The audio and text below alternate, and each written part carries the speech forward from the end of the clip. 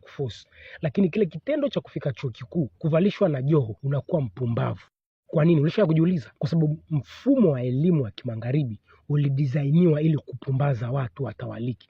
Ndio maana kila mtu anaamini akifika chuo kikuu cha aina yoyote ndio atapata maisha mazuri. Kumbe ndio anakuwa mpumbavu kabisa. Yaani ule wito wake huwa magharibi, yaani the more unavyoitafuta elimu ya kimagharibi ni the more unavyokuwa mpumbavu, unavyokuwa mjinga. Ulisha kujiuliza kwa nini? Kwa sababu wametengeneza aina mfumo wa elimu ili watu wawe wapumbavu. Sasa nataka nikusaidie, nataka niwape watu picha kidogo waelewe tofauti ya chuo kikuu na VETA ni nini. Nimeanza kwa kukuambia kwamba VETA ni wito, ni kitu kinachozaliwa nacho. Binadamu wote wakizaliwa wana VETA yao. Shida, nimeshakupa shida nini? Shida ni ukishaanza kuitafuta hii elimu ya kimagharibi. Kazi ya hii elimu ya kimagharibi ni kuwa ile VETA yako, ile vocation, ule wito ambao Mungu alikuumbia. Sasa hapo ndipo wa China, wa Rusi na wa Iran ndipo wanapowapiga bao wa Marekani na Western collectively, yani watu wa magharibi kwa ujumla. Mfumo wa elimu wa China uko hivi, watu wengi hawajui. Yani jinsi CCP kitu ambacho CCP wanachokisimamia. Unakwenda shule mpaka high school. Ukishafika high school utakwenda kutafuta kazi au utajiingiza kwenye masuala ya kazi. Kule kazini ndio utapata jibu ni kitu gani ukisomee, alafu unaweza ukakisomea kile kitu ukiwa unafanya kazi, kwa sababu kile kitu kina relate na kazi unayoifanya. Sijui watu mmenielewa? Hichi ninachokuambia sio mimi nimefanyia research, ni timu ya magharibi imefanyia research mfumo wa elimu wa China. China ina watu bilioni 1 ndugu zangu, na milioni 500, na hao watu wote wana akili ya kujitafutia riziki. Ujiulizi hao watu wana mfumo wao wa elimu uko vipi? Hii research wamefanya watu wa magharibi. Kwa nini ni rahisi kwenda kuwekeza China kuliko Marekani, kuliko Uingereza, kuliko Ujerumani? Kwa sababu mfumo wa elimu wa China unalelea ile vocation ambayo unazaliwa nayo, wala yani mfumo wa elimu wa China haukusaidii kufuta ile vocation kama magharibi. Vuta picha, mimi nimezaliwa na talent, napenda sana masuala ya carpentry, alafu niko pale China. Wanachokifanya wa China katika early stage, yani katika zile hatua za mwanzo kabisa, walimu wangu watagundua mimi napenda mambo ya carpentry.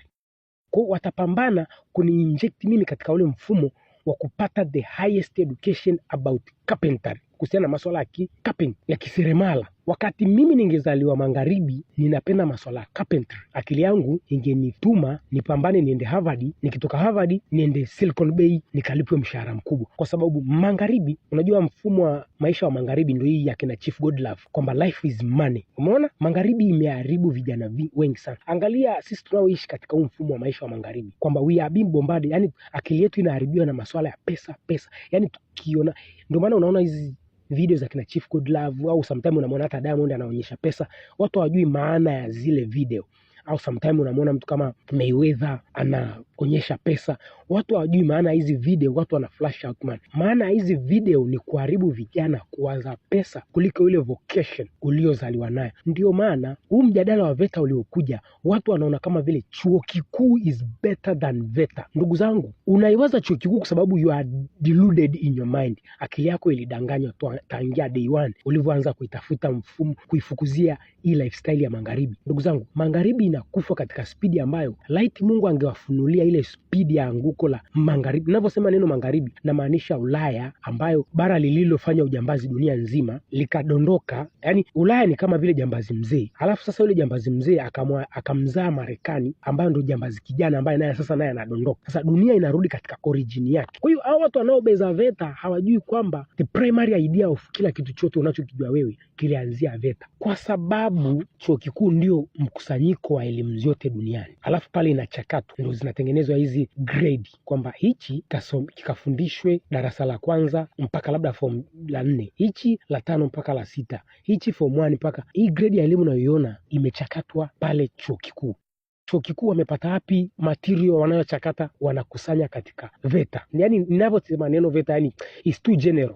Kila jamii ina VETA. Yani najaribu kutafuta lugha nyepesi watu wanielewe. VETA is too general. Yani VETA ndio huku zile primary idea ya, yani kwa mfano, nataka nitoe mfano halisi hapo watu watanielewa vizuri. Kuna bunduki maarufu inaitwa AK47. Hii bunduki ilitengenezwa chuo kikuu cha Urusi? Hapana. Ni Vocational Training Center. Wazo lilikuja, kwa nini bunduki zetu hazifanyi kazi vizuri katika uwanja wa vita? Mhusika akaambiwa bunduki zetu sio nzuri. Mtengenezaji wa AK47, mhusika akasema niletee bunduki zinazofanya vizuri. mhusika akaletewa bunduki mbili, moja imetengenezwa Ujerumani, nyingine ilitengenezwa Marekani. Yule mhusika akazifungua zile bunduki, alafu aka-integrate zile teknolojia, ndio ikapatikana AK47. Sijui unanielewa? Yani vocation, kila mtu anazaliwa na vocation yake. Shida sisi tuliolelewa kwenye umma wa kimagharibi, kazi ni kuwa ile vocation ili tutawalike. Alafu the few group of people, yani group la watu wachache wana control zile technology. Ndio maana watu nawaambia, yani inajaribu kuwaeleza watu ni namna gani how VETA is powerful ili wanielewe. Yani kwa maarifa nilionayo sasa hivi mtu angenirudisha nyuma. Sasa hivi ndio nimeanza kuanza darasa la kwanza, nikamaliza la